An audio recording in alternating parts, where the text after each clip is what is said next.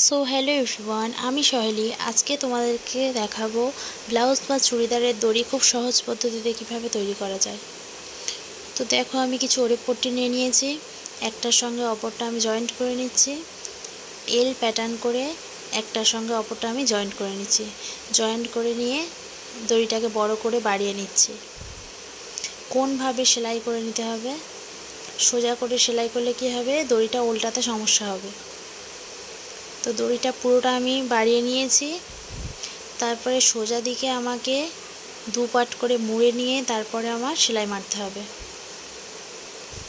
সেলাইটা আমার 2 সুত পরিমাণ গ্যাপ রেখে সেলাইটা করতে হবে। যেহেতু আমার এগুলো অর্ডারি মাল, তাই অর্ডারি মালে ব্লাউজ বা চুড়িদারের দড়ি খুব সরু করে করতে হয়, তবে দড়ির ফিনিশিংটা সুন্দর আসে।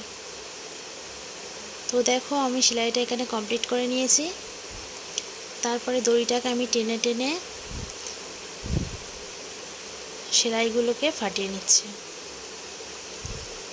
তো সেলাই আবারও আমি সেলাইয়ের ওপর থেকে ডাবল সেলাই দিয়ে দেব। না হলে কি হয়, দড়িটা যখন আমি উল্টে নেব তখন টানার পরে দড়ির যে সেলাইগুলো সিঙ্গেল সেলাই দিলে কি হয়, ছিঁড়ে যায়। তার জন্য এখানে ডাবল সেলাই দিয়ে নিলাম। তারপরে একটা হাত সূচের সাহায্যে আমি দড়িটাকে উল্টে নেব।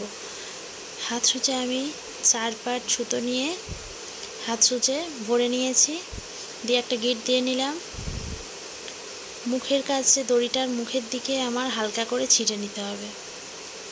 সূচটা দেখো আমি কিভাবে এক কোণে আমি লাগিয়ে নেব। পুরো মুখটাকে বন্ধ করলে হবে না, দড়িটাকে আমার উল্টাতে সমস্যা হবে। সূচের পিছনটা দিয়ে দেখো আমি যেভাবে দড়িটা উল্টে নিচ্ছি, এইভাবে তোমরা করবে। মেশিনের সূচ নিয়েও করতে পারো, কোনো সমস্যা নেই। তো দেখো, সূচটা অপর প্রান্ত থেকে আমি বার করে নিয়েছি। দিয়ে দেখো আস্তে আস্তে খুব সহজেই কিভাবে দড়িটা উল্টে যাচ্ছে। যেহেতু এটা সিল্কের কাপড় ছিল, খুব সহজেই এটা উল্টে যাচ্ছে। সুতির কাপড় থাকলেও ওড়ে পট্টি করে তোমরা যখন নেবে কোনো সমস্যা হবে না। তো যদি খাড়া পট্টি নাও তখন সমস্যা হবে। দড়ি সব সময় ওড়ে পট্টিতে করার চেষ্টা করবে, তাহলে দড়ির ফিনিশিংটা খুবই সুন্দর আসবে। দেখো খুব সহজে কিভাবে কোথাও কোনো জায়গায় বেঁধেও যাচ্ছে না।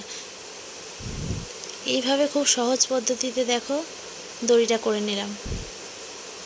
কেউ কেউ শিকের সাহায্যে করে, তবে ফিনিশিংটা অতটা সুন্দর আসে না। এইভাবে করলে ফিনিশিংটা খুবই সুন্দর আসবে দড়ির। তো আজকের মতো টাটা। দেখো দড়িটা কত সুন্দর হলো।